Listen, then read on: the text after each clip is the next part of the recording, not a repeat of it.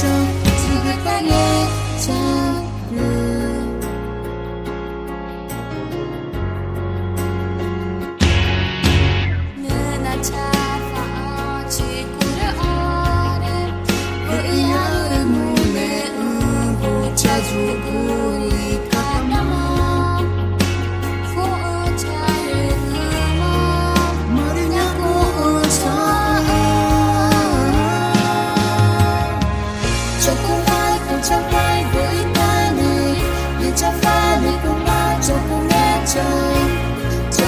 정해져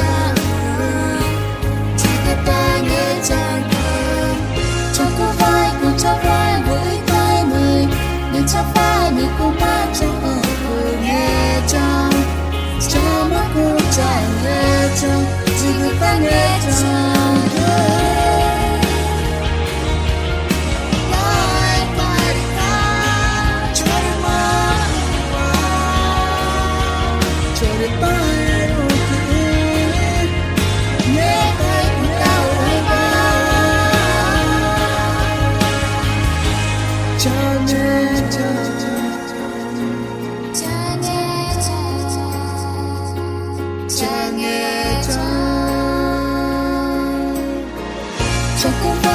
cho vai với tay người để cho pha mình cùng ba trong cùng nghe trời